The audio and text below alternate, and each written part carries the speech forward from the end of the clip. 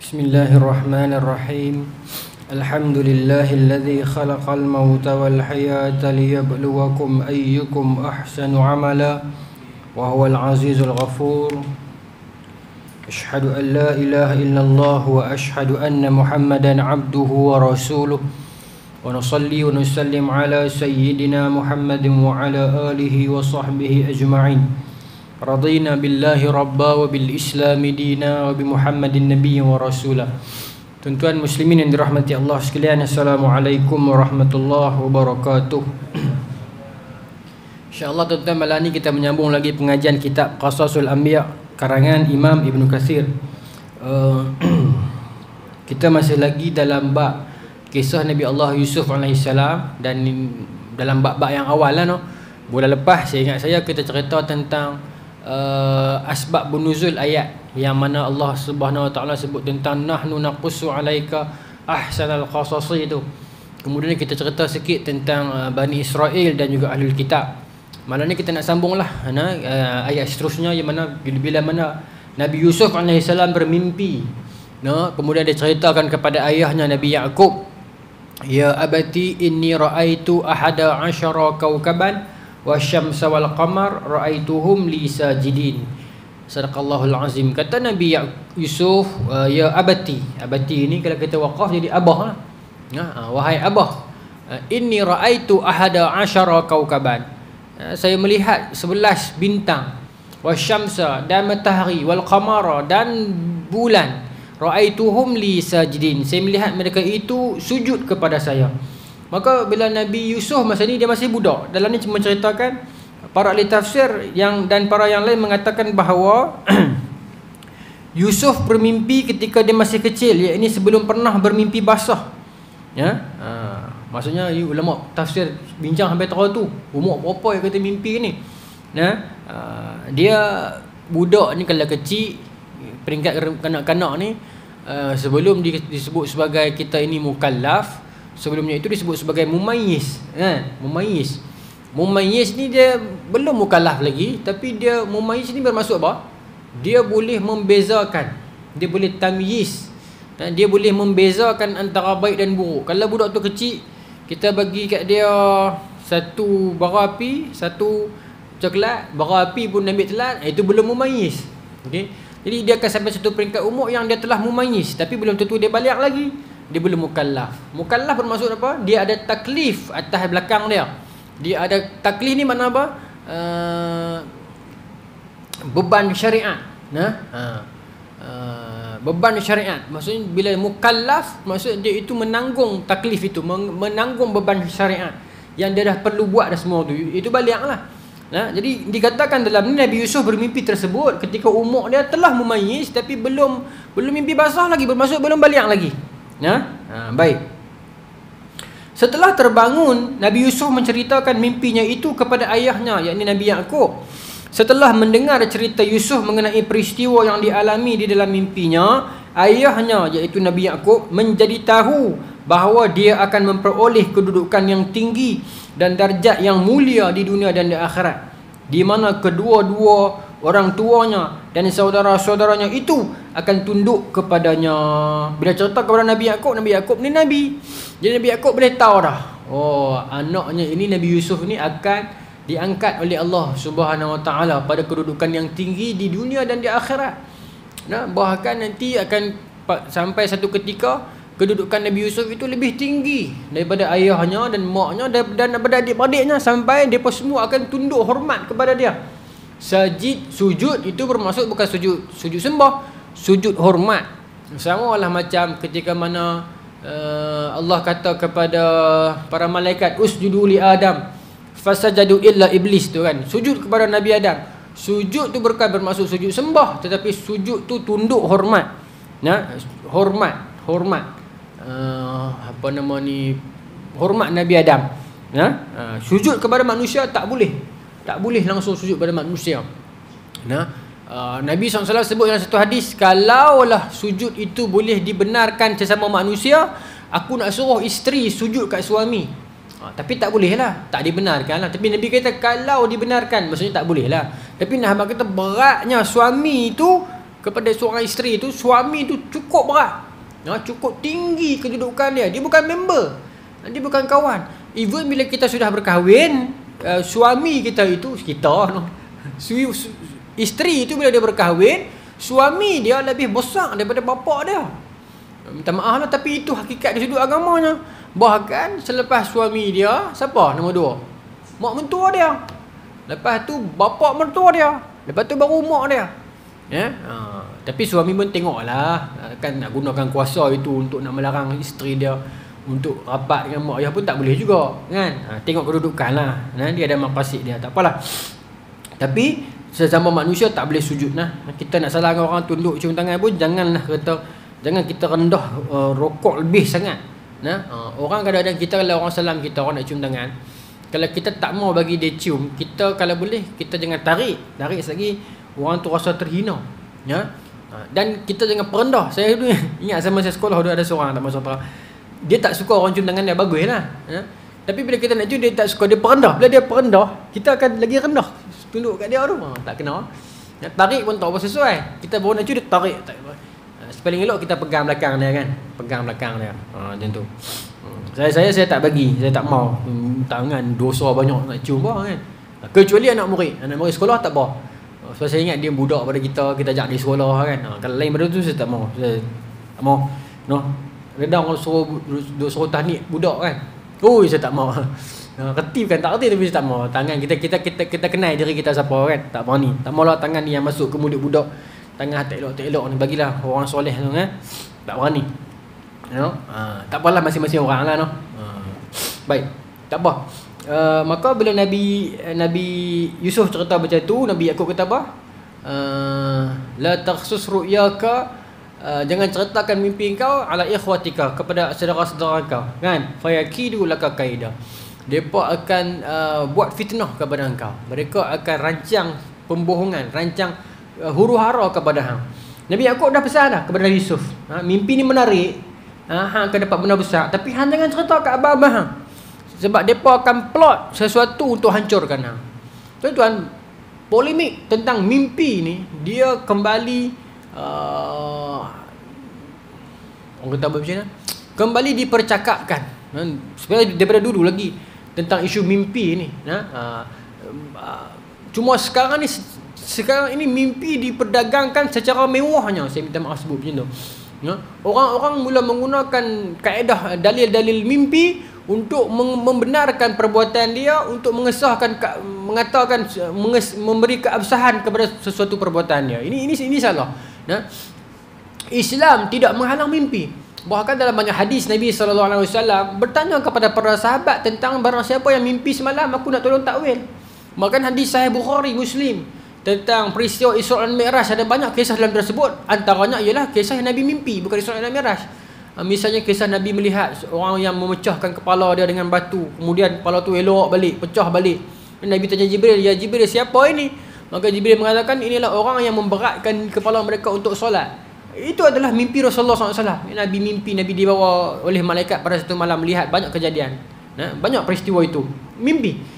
Islam tidak menafikan mimpi. Bahkan di dalam episode dalam kuliah kita ni nanti ke depan ni, dalam kisah Nabi Yusuf, kita akan dapat melihat banyak kisah mimpi. Termasuk juga dengan kisah Nabi Musa AS nanti, banyak kisah mimpi. Islam tidak menafikan mimpi. Bahkan mimpi itu adalah anugerah daripada Allah Subhanahu Wa Taala kalau ianya indah. Sebab tu Nabi SAW menyebutkan ar-ru'yah salasa. Mimpi itu ada 3. Yang pertama al-busyra minallah. Busyra minallah, yang gembira tu adalah hadiah daripada Allah. Kita rindukan seseorang, tok nenek moyang kita yang lama dah tak jumpa, mak ayah kita yang telah pergi meninggalkan kita. Kita teringat sangat-sangat kat mereka. Tiba-tiba Allah hadirkan mereka dalam mimpi. Kita dapat duduk bersembang dengan mereka, keluar makan, naik kereta dengan mereka. Kita rasa sangat seronok mimpi tersebut, macam kita tak mau jaga dah. Itu anugerah daripada Allah Subhanahu Wa Taala. Berita gembira, kabar gembira. Dan kemudian as-sayyi'ah, yang buruk itu adalah daripada syaitan, kata Nabi. Yang mengerikan, yang menakutkan, mimpi anjing hitam, ular hitam. Orang hitam dah jenis-jenis hitam ni, menakutkan. mengerikan, mimpi benar-benar yang kita tak suka lah, busuk ke apa ke, maka itu daripada iblis. Itu tak apa, itu kita boleh beza dah. Yang nombor 3 ni, yang kata Nabi, ru'yah yuhaddisu rajulun biha nafsahu. Nombor 3, sesuatu mimpi, ru'yah yang yuhaddisu biha rajulun nafsahu, kata Nabi, iaitu satu keadaan di mana orang itu dia selalu mengingatkan diri dia selalu teringat benda tu, akhirnya dia terbawa ke alam mimpi dia. Ya, ni nombor 3. Yang ni yang selalu menipu manusia ni. Dia terlalu nak jadi Imam Mahdi, dia nak sangat jadi Imam Mahdi, dia akan mimpi orang akan main beritahu dia, awak lah Imam Mahdi. Sebab apa? Sebab dia igawan, intuition, dia akan bawa benda tu ke dalam mimpi dia. Saya satu ketika, tuan-tuan, ni cerita lama lah, tak pernah cerita tempat lain, cerita kat tuan-tuan lah. Apa nama ni, zaman muda lah, bujang. Zaman tu lepak kedai makan lah. Bisa budak-budak you ni balik kampung, balik mayang pun lepak kedai. Ada satu kedai ni di Lah UA, kedai kami duduk lepak tu. Tuan-tuan tahu lah, 45 tu, Simang 3 tu kan. Duduk lepak situ lah, dia malam-malam budak-budak muda, 20-21 gitu lah. Satu ketika tu ada musim, dia pun cerita pasal pocong. Tak tahu tuan-tuan ingat. Kalau tuan-tuan 12 orang, tuan-tuan ingat lah. Kau ingat kan? Satu ketika tu dia cerita pasal pocong. 4-5 orang jumpa pocong ni. Ya, jumpa pocong, ada pokok belah-belah jarak tu. Ya. Satu ketika tu, tiap-tiap malam nak cerita tu. Ya. Lepas tu satu malam tu, member kami yang main lepak selalu ni, dia demam. Dia tak main. Ya. Lepas tu orang kedai makan duduk cerita, kata dia ni kira bukan member jauh ni kira cerita ni kira sumber yang premier ni. Riwayat ni ramai yang riwayat, mutawatir ni. Kata kawan member kita ni kena usik dah pocong semalam. Kena kat mana tu? Dah cerita tak apalah, cerita lama ni. Dia duduk di rumah. Lepas tu macam mana cerita dia? Bini dia kan abang dia kerja malam, macam tu lah. Jadi pukul 3-4 pagi ni ketuk pintu. Ni dalam duk musim pocong ni. Ya. Jadi dia pun bangun tengah malam, dia tak fikir apa, dia buka pintu. Kosong tuan. Tak ada pocong. Dia tak apa. Dia duk musik dia ketuk pintu, dia kalih belakang, pocong duk dalam rumah, duk tengok dia. Pingsan dan demam. Dia pun cerita lagu tu kat saya. Lepas tu memang demam sungguh kawan tu. Dan kawan tu kawan kita. Tak apalah. Malam tu tuan-tuan saya balik rumah.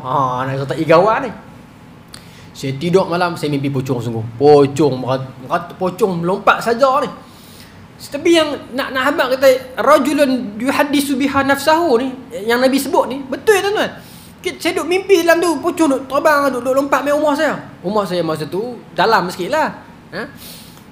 Rumah kami ni rumah dalam kebun ni, orang tak munggak lagi, kebun lama, kebun getah. Lah ni dah adik-adik buat rumah dah lah. Lepas tu bilik saya ni, bilik bawah, pintu macam tu tuan-tuan tak? Pintu orang lain tu lah yang tekan tombol yang kunci tu. Tapi rumah kayu, bangsa rumah kayu tambah batu ni, dia bukan elok tahu mana kan, jadi dia lekang. Jadi pintu tu tak berapa kuat. Bilik katil saya ni sebelah pintu tu hutan lah. Saya dah tidur malam dan dalam duk mimpi pocong tu. Terjaga pukul 3 pagi tu kan. Lebih kurang lah 2 lebih 3 macam tu lah. Saya jaga tu, peluh ni cerah. Ni mimpi pocong. Wallahi tuan-tuan tak lah surah ni. Kuliah. Saya jaga tu, pintu terbuka. Masa ni juga anak terbuka. Pintu rumah tu terbuka. Buka tu hutan. Baru lepas mimpi pocong, buka. Yang seronok dah saya mimpi pocong tu terbang, main ke pintu tu. Saya terjaga. Bila saya terjaga, pintu tu terbuka. Tuan tak boleh bayang saya punya situasi masa tu macam mana. Peluh habis ni. Ya? Buka pintu. Sudah. Angin duk puput masuk kan. Saya tak kali. Baca ayat kursi, baca habis. Baca ayat kursi. Baca sungguh-sungguh lah kan. Ada. Tak boleh tengok. Agak-agak setengah ajar saya kan. Pocong ni berlenguh ada kot. Saya baru kali tak ada apa-apa lah kan. Saya pergi kata padahal saya tahu dah pintu saya tu memang dia jarang. Bukan jarang, bangsa jenis tak ada apa, rumah tambah ni kan, dia bukan elok sangat, tak ada beam ni kan. Jadi kita tahu dah pintu tu jarang. Tapi masa tu juga dia nak buka. Tapi tak ada apa pun, pocong pun tak ada apa. Tapi nak abang kata bagaimana benda yang kita selalu fikir, dia akan pergi ke dalam mimpi. Itu Nabi kata tu. Baik. Jadi 3 jenis. Yang pertama, yang indah daripada Allah. Yang keduanya, yang buruk daripada syaitan. Dan yang ketiganya itu ialah sesuatu yang igawan, yang kita terbawa-bawa ke alam mimpi. Dan kata Nabi, kalaulah mimpi itu kita tak suka, ya, fa iza ra'a ahadukum ru'ya yakrahuha, kalau dalam kalangan kamu, kata Nabi, melihat satu mimpi yang kamu tak suka, kita rasa takut, kita rasa gerun, kita tak suka dengan mimpi itu, kata Nabi, fala yuhaddisu biha ahadan, jangan pergi cerita kat siapa pun. Fala yuhaddisu biha ahadan, jangan cerita kat orang. Kalau mimpi tu kita tak suka, kita takut, jangan cerita, ya. Falyaqum wal yusall, kata Nabi, bangun dan sembahyang 2 rakaat. Tu kaedah dia. Ataupun para imam mengajar, Imam Nawawi mengatakan ludah a'udzubillahi minasyaitanir rajim, ludah 3 kali belah kiri. Boleh. Apa nama ni, kaedah dia. Pasal contoh ada satu cerita tuan-tuan, orang datang kepada Imam Muhammad bin Sirin. Orang tanya dia yang ada beberapa perkara yang saya ni orang bagi kat saya ayat segelas. Bagi ayat segelas. Lepas tu gelas tu pecah, ayat tu duk ada. Imam Ibn Sirin kata, betul ke hang ke mimpi? Dia tanya saya. Soalan tu macam tak, Imam Ibn Sirin nak beritahu, jangan tanya lah. Dia tanya juga. Imam Ibn Sirin kata, Muhammad bin Sirin ni, Muhammad bin Sirin kata, itu tandanya bini hang akan mengandung, akan beranak, dan masa beranak tu bini hang akan mati, tapi anak akan hidup. Dia kata, oh saya tak mimpi, mana dah ada kali-kali. Tapi lepas tu tuan-tuan ada riwayat sebut, dia memang jadi macam tu. Bini dia meninggal dunia, dan anak dia hidup lah. Lepas tu Nabi SAW kata, kalau kita takut dengan mimpi tu, kita bangun, kita ta'awus, dan kita diam je, jangan tanya orang, dan kita sembahyang 2 rakaat. Muhammad bin Sirin ni tokoh mimpi yang terkenal. Sebab tu Islam tak menghalang mimpi. Nabi Yusuf pandai takwil mimpi. Muhammad bin Sirin tokoh tabi'in, pandai mimpi. Muhammad bin Sirin beliau hidup pada zaman Imam Abu Hanifah. Satu ketika Imam Abu Hanifah ni di Kufah, Satu ketika Imam Abu Hanifah ni mimpi. Ini satu zaman ni Imam Abu Hanifah, A'mash, Muhammad bin Sirin, Qatadah, Hasan Al-Basri, tu kenal kan, nama-nama tu saya dengar kan, daripada satu zaman lah. Lebih kurang lah, plus minus lah, 101, 150, area-area itu. Lalu mereka pernah duduk sezaman. Satu ketika Imam Abu Hanifah, dia mimpi, dia korek kubur Rasulullah SAW. Dia jaga, dia takut, tapi dia tak tahu mimpi tu sedih ke, berita buruk ke berita baik. Tapi secara literal, secara zahirnya, aku mimpi korek kubur Rasulullah ni kan. Maka diutuskan orang untuk bertanya Muhammad bin Sirin, apa makna mimpi dia ini. Maka Muhammad bin Sirin mengatakan, jangan risaulah abang ke Imam Nu'man bin Sabit, Imam Abu Hanifah ni, jangan risau. Mimpinya itu, maksudnya Muhammad bin Hanifah budak lagi, mimpi itu bermaksud nanti dia akan jadi orang besar, dan dialah yang akan menggali segala khazanah Rasulullah SAW. Jadi memang akhirnya Imam Abu Hanifah jadi imam yang besar. Dan tahu kan, Imam Abu Hanifah dia bukan awal-awal terus jadi imam. Peringkat awal dia businessman dulu, sampai orang tegur dia, kata dia ni cerdik. Imam Abu Hanifah ni cerdik. Imam Abu Hanifah pandai. Sebab tu dia ni adalah imam kepada madrasah Ahlul Ra'i, Ahlul Ra'i, Ahlul Hadis. Dia Ahlul Ra'i, dia imam. Dia pakar ni. Dalam bahasa kita kata rational, reasoning. Dia pakar. Dia pandai. Kan ada orang main berhujah dengan dia, tanya Allah dah buat apa sekarang kan, dia boleh jawab kan. Dia kata Allah sedang menurunkan orang. Banyak contoh tu, panjang lah, tapi tuan-tuan tahu contoh tu kan. Banyak. Pasal zaman tu orang suka duk main akal lah. Duk main akal. Baik. Sama macam saya kata Mu'tazilah dulu ni. Mu'tazilah pun tuan-tuan, peringkat awal dia pun ni bagus, sebab dia pun ni pandai berhujah, menggunakan akal. Bila mana Umayyad Abbasiyah besar masa tu, bila pergi tawan negara-negara lain besar. Jadi orang-orang lain yang tak faham agama ni, yang tak faham Allah, tak faham apa semua tauhid ni, tak faham agama samawi ni, dia pun nak berhujah pakai apa? Pakai akal. Maka dia bertanya, Abbasiyah punya kerajaan, hampa duk main serang kami ni, yang kata Allah Esa, Allah boleh buat segala-galanya. Allah boleh buat tak satu lagi Allah? Tanya lagu tu. Tanya orang yang pakai tekstual ni, tak boleh jawab. Tapi Mu'tazilah yang main jawab. Jadi dia kata, kalau soalan itu pun dah salah, pasal Allah tidak ada permulaan. Kalau Allah buat satu lagi Allah, bermaksud satu lagi itu ada permulaan. Allah qadim, tak ada mula, tak ada akhir. Jadi soalan itu pun dah terbatal dah. Orang boleh faham. Jadi sebab tu Mu'tazilah dapat tempat dalam kerajaan Abbasiyah. Cuma masalah dia lama kelamaan. Mu'tazilah ni pula kuih teruk. Dia kuih mendalami falsafah tu teruk sangat, kalam tu.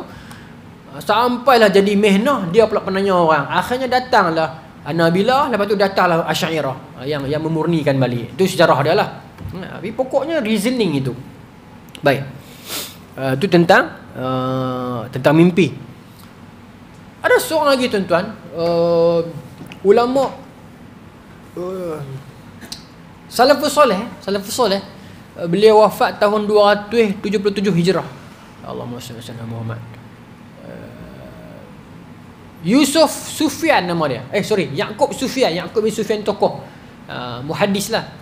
Yaqub bin Sufyan ni tokoh salafus soleh, wafat 277 Hijrah. Imam Ibn Hajar Al-Asqalani sebut kisah beliau ni dalam Tahzibut Tahzib. Dr. Syekh Abdul Fattah Buqudah sebut kisah ni juga di dalam Allahumma shalli ala Muhammad. Tak sampai nama kitab tu. Apa nama ni? Tahzibut Tahzib dengan satu lagi. Ini Syekh Abdul Fattah Buqudah sebut. Tak ingat, tak sampai. Kitab warna hitam tu. Saya ada di rumah. Saya bacalah. Yusuf Sufyan ni satu ketika dia ni seorang yang mengembara cari hadis. Himpun hadis, riwayat, mengaji ilmu. Dalam hidup dia kata 30 tahun dia tak balik rumah. Dia pergi mengembara, lepas satu tempat pergi ambil hadis, pergi ambil ilmu salin, catat ni. Yusuf Sufyan. Ya.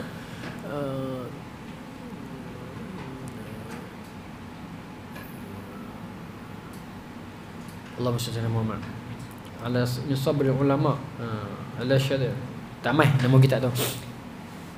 Tak apa. Tapi kitab Syekh Abdul Fattah Buqudah, dia nukil balik apa yang Imam Ibn Hajar sebut dalam Tahzibut Tahzib dengan Al-Ibar Imam Zahabi. Tak apa. Jadi Yusuf Sufyan ni cerita satu malam dia sampai dekat kawasan tempat sejuk, tak tahu di mana. Jauh lah. Ya? Di musim sejuk, di kawasan yang sangat jauh pada rumah dia, di mana benua tak tahulah, jauh. Dia duduk menulis salin hadis. Waktu malam musim sejuk, dia pasang pelita. Lepas tu dia mendongak nak buat apa tak tahu, dengar bunyi, pelita tu jatuh, menitik, kena masuk dalam mata dia. Apa ayat lagu lilin tu lah, masuk mata dia dan dia buta. Dia teriak semalam pasal dia susah hati. Pasal apa? Kawan tak ada, member tak ada, adik-beradik tak ada, rumah dia jauh. Dia nak pergi mana, nak makan apa susah. Dia jadi mengembara tawakal ni. Sampai satu malam dia teriak ni, dia mimpi Rasulullah SAW mai kat dia. Rasulullah SAW mai kat dia, tanya dia, wahai Yusuf, pasal apa teriak? Maka dia kata, ya Rasulullah, saya sedih pasal buta, bukan saya tolak takdir Allah, tapi saya susah hati, saya tak boleh nak menulis dah. Kemudian rumah saya jauh, apa semua, nak makan pakai dia beradik tak ada, kawan tak ada, sebagainya. Ceritalah. Maka Rasulullah SAW usap mata dia dalam mimpi tersebut. Bila dia jaga, dan dia celak balik. Dia hidup sampai umur dia 80 tahun. Dia meninggal tu 277 Hijrah. Maksudnya salafus soleh lah. Saya teringat kisah Allahyarham Dr. Arundin, lebih kurang macam tu lah. Lebih kurang macam tu. Rasulullah SAW datang. Itu syafaat baginda lah. Percobaan Nabi SAW. Boleh berlaku dengan izin Allah, boleh berlaku lah. Kita berdoa lah, mudah-mudahan kita pun lagu tu, sebelum kita mati, Allah bagi kita sekali peluang untuk mimpi Rasulullah SAW, nak cerita, nak luah pada baginda Nabi SAW. Macam lah. Baik. Itu mimpi dia. Jadi boleh berlaku tak? Boleh berlaku. Dan mimpi itu, kadang-kadang kita mimpi tu Allah Subhanahu Wa Taala buat kepada kita ni tuan-tuan. Kadang-kadang mimpi tu kita berasa kalau tak suka, kita berasa lama sungguh yang tak nak habis mimpi tu. Ataupun kalau mimpi tu kita seronok, kita rasa sat dah. Kadang-kadang Allah hadirkan kepada kita mimpi benda yang seronok. Kita kaya, boleh beli boleh beli ni, kita dapat makan sedap. Makan tu sedap tak tuan-tuan? Sedap. Kita boleh rasa sedap dalam mimpi tu. Minta maaf lah, nanti masuk video. Orang lelaki dikurniakan mimpi itu. Mimpi yang itulah yang tuan-tuan tahu tu. Berasa sedap tak? Berasa sedap. Tapi tak ada apa pun, tak tahulah. Di alam nyata kita ada buat apa tak tahu, tapi di dalam mimpi tu berasa tak? Berasa. Kita dalam mimpi kita makan sedap-sedap. Berasa tak makanan tu? Berasa makanan tu. Kan? Kalau kita mimpi duduk di pulau angin, duduk pupus sejuk, rasa ada sejuk dalam mimpi tu? Rasa. Jaga tu hilang semua tu. Kadang-kadang mimpi ni ikut perempuan segok artis mana tak tahu. Lama dah nak mimpi dia ni. Mimpi gaya nak tempuh orang gerak. Oh, kadang kan selalu tu kan. Bukan kita minta dah dapat, buat guna kan. Tu nak dapat hadiah tu. Tapi nak kata seronok nak mimpi tu seronok, tapi bila kita jaga semua tu hilang. Itulah dunia. Sebab tu dunia ni dia macam mimpi lah. Sebab tu orang buat lagu apa? Hidup ini bagai mimpi. Apa dah? Klik apa nama tu? Betul, hidup ni macam mimpi je. Dalam hadis Sahih Muslim, Anas bin Malik riwayat, Nabi SAW mengatakan, yu'ta bi'an'amin min ahli dunya min ahli nar, bi'an'amin nas fi dunya min ahli nar yaumul qiyamah. Kata Nabi SAW, di hari kiamat kelak Allah akan datangkan seorang lelaki an'amin nas fi dunya min ahli nar. Allah akan heret, Allah akan bawa suatu orang lelaki di akhirat kelak. Ni hadis Sahih Muslim. Nabi Allah akan bawa satu orang lelaki yang paling bahagia atas dunia pada akhirat kelak. An'amin nas fi dunya min ahli nar. Dia rasa semua nikmat dah. Siapa tuan-tuan? Tak tahu. Kalau kita rasa kita kaya dah, kita mungkin sakit, kan? Kalau kita rupa parah, handsome, segak, kita mungkin miskin. Tapi lelaki ni, kata Nabi SAW, paling bahagia di dunia. Kalau dalam Islam, Nabi Sulaiman lah. Tapi ini kata Nabi min ahli nar, dalam kalangan ahli neraka. Mungkin Namrud, mungkin Firaun, tak tahu. Tapi lelaki itu atas dunia Allah beri segala-galanya kepada dia. Dia paling handsome, dia paling tampan, dia paling bijak, dia paling lawa, dia paling kaya, dia paling segalanya. Dia ada segalanya. Bini dia paling segak, keluarga dia paling bahagia, kereta dia paling mewah. Apa yang digambarkan paling nikmat, dia ada semua tu. Kata Nabi SAW, lelaki ni ahli neraka. Pada hari kiamat Allah akan bawa dia main depan Allah. Fayus baru finari sabratan. Allah akan celup dia dalam neraka. Satu celup, angkat balik. Yuqalu lahu ya bna Adam. Allah akan celup dia dalam neraka satu celup. Satu saat tak sampai, celup naik balik. Allah tanya dia, wahai anak Adam, hal ra'aita khairan qattun, ataupun hal marra bika khairan qattun, pernahkah dalam hidup hang rasa gembira dan seronok? Dia kata, ya Rabb, wallahi la, demi Allah, dia tak pernah rasa seronok dalam hidup saya. Seluruh hidup dia 70 tahun gembira, Allah celup satu celup dalam neraka, dia lupa semua kebahagiaan dan gembira dia tuan-tuan atas dunia. Dia lupa, hilang semua. Hilang semua. Kemudian wa yu'ta bi asyaddin nasi bu'sa fid dunya min ahli jannah. Kemudian Allah datangkan seorang lelaki yang paling derita atas dunia. Dia muka tak elok, keluarga buang, dia sakit, dia miskin, tak tahu, saya tak boleh gambarkan. Tapi Nabi kata orang yang paling derita atas dunia. Kalau kita rasa kita derita, dia derita lagi. Sedih hidup dia, derita. Allah bawa dia pada hari kiamat. Allah fayusbaru fil jannah sabratan, atau fayusbaru sabratan fil jannah. Allah celup dia, ataupun dicelupkan dia itu ke dalam syurga, satu celupan angkat balik. Allah tanya, ya bani Adam, hal ra'aita bu'sa qattun, hal marra bika shiddatul qatt. Pernahkah dalam hidup hang melalui kesusahan? Pernah dah hang derita dalam hidup hang? Dia kata, wallahi la, ya Allah, tak pernah aku derita dalam hidup. Seluruh hidup dia derita, seluruh hidup dia menderita. Pada hari kiamat Allah celup sekali dalam syurga, keluar dia lupa segala derita dia. Dia tak rasa, dia tak tahu apa itu derita, apa susah. Allah buat sampai tara-tara tu. Itu hidup ni pun tuan-tuan macam tu lah. Dia mimpi, dia satu benda yang kita lalu, lepas tu kita tak boleh patah balik dah. Kalau kenangan tu indah macam mana pun, kalau kita telah meninggalkan kenangan tersebut, habis dia. Kita berteriak lagi mana pun, dia takkan patah balik. Lepas tu Al-Imam Al-Ghazali mengatakan, masa yang paling jauh, perkara yang paling jauh ialah masa lalu. Tak boleh buat apa dah. Kita tak boleh patah balik dah. Kalau kita tengok Avengers Endgame, tak apalah, boleh masuk balik kan, ada kapsul tu. Tapi dia tak boleh dah. Lagu mana buat pun tak boleh patah balik dah. Gembira kita macam mana pun tak boleh patah balik. Pasal itulah kita kena banyak menghargai masa yang di depan kita ini. Kita kena banyak menghargai orang-orang di sekeliling kita ini. Banyak hargai apa yang di depan kita ini. Lepas tu kata Buya Hamka, yang ada ini sudah harapan kita. Yang manusia ni banyak dia tak ingat, dia tak rasa bila benda tu ada. Sekali bila benda tu hilang baru dia nampak. Lepas tu orang kata kalau nak tahu nikmat lutut, tanya orang yang sakit lutut. Nak tahu nikmat mata, jangan tanya doktor, tanya orang yang sakit mata. Nak tahu nikmat kaki, jangan tanya orang yang lumba lari, tanya orang yang kau.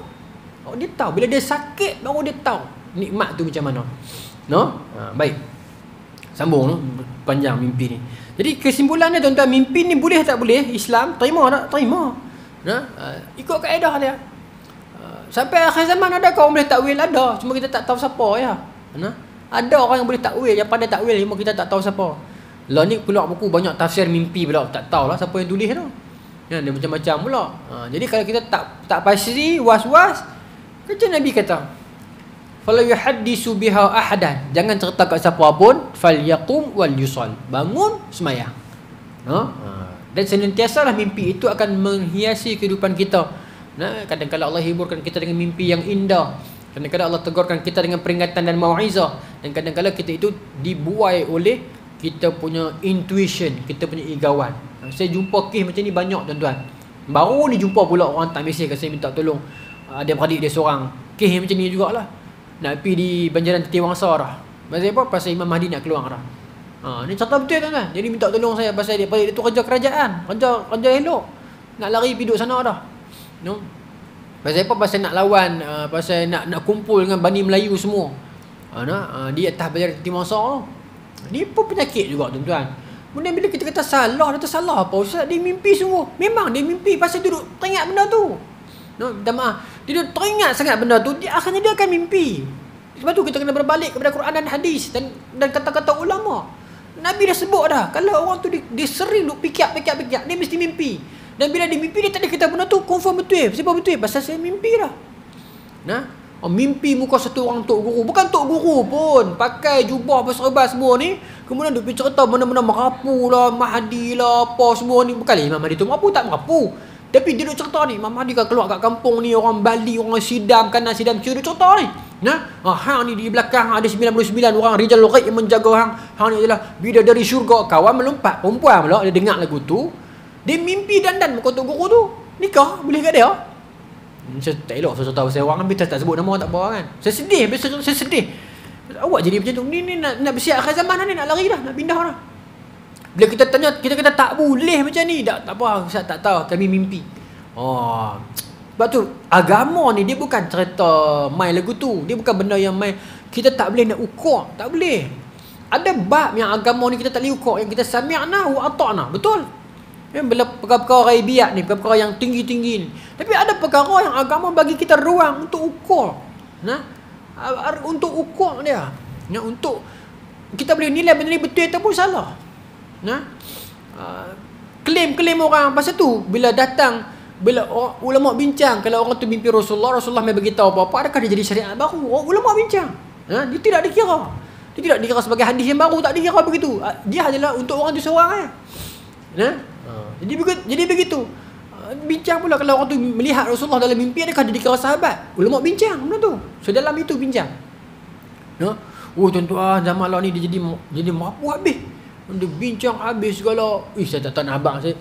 Dia pun hantar kat saya tu, petikan-petikan tu saya baca, awak jadi semester ni. Ni bila main isu ni pula. Tak maaf sebut lah apa nama ni, keturunan-keturunan ni duk main ni. Skema-skema apa semua ni kan. Bila kerajaan kita pun dah buktikan, kerajaan depa pun dah buktikan, pergi tanya keluarga belah sana pula buktikan memang bukan. Sudahlah, hang nak melompat apa lagi? Jadi banyak orang apa ni menghina apa, tak hormat orang lah, wali lah apa. Dia jadi lagu tu. Awak jadi manusia jadi macam ni lah ni tuan-tuan. Saya baca komen dekat media sosial tu, ramai, bukan seorang saya tak sebut malam ni. Kata biar api lah, kalau dia bukan keturunan Nabi pun biar api kat dia lah kan? Yang penting dia baik bab lain. Saya minta maaf. Baik bab lain. Bab dia claim keturunan Nabi, kita tak boleh maaf kalau dia tipu. Memang tak boleh maaf. Hang sentuh benda lain kami boleh. Ni lagi, hang sentuh Nabi kami tak ada maaf, tak ada lembut dah. Tak apalah janji dia baik. Hang bohong hang pasal dia segak bukan pasal dia baik. Kamu dah. Duk pergi tulis. Kita kena, manusia ni kadang dia nak buat agama ni ikut emosi dia.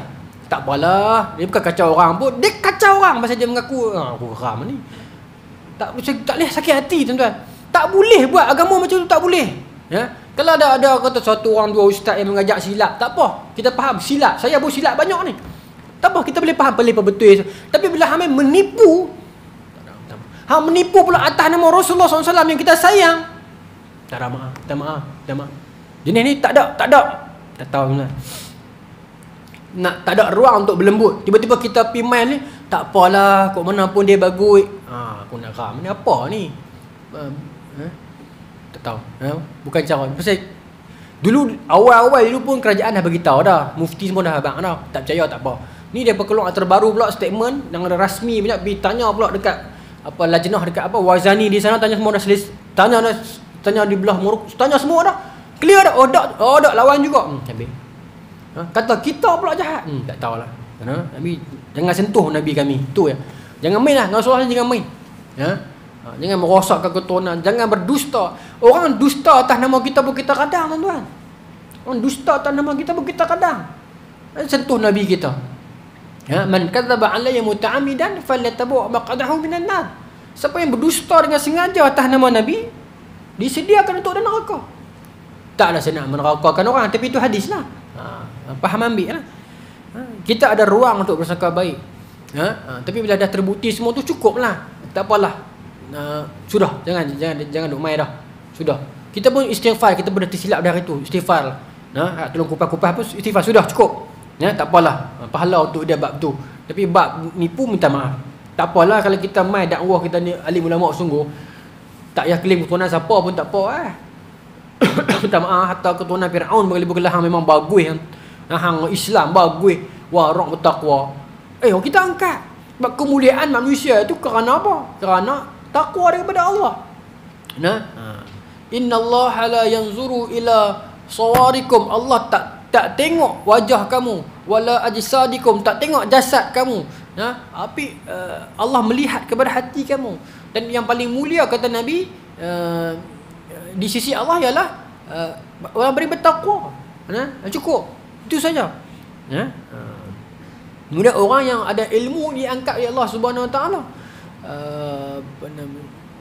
Allah sebut dalam Quran kan, orang-orang yang mulia dalam kalangan kita Allah akan angkat dengan beberapa darjat. Itu saja. Jadi benda ni dia jadi, kita buat agama tu jadi sentimen, jadi emosi kita. Kita pula nak tentukan. Sebab apa tuan-tuan? Pasal pengaruh media sosial sekarang ni. Bila kita rasa kita boleh komen semua benda, jadi semua benda kita nak komen. Semua benda kita nak komen. Kita rasa tak apalah, kita rasa macam Tuhan ni member kita.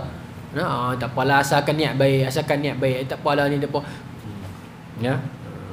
Hang bukan Tuhan nak judge. Memang kita bukan Tuhan nak judge, tapi Tuhan dah bagi kita guideline untuk kita ikut. Ada lagi 3 minit 2 saat. Nabi Yusuf tak masuk lagi.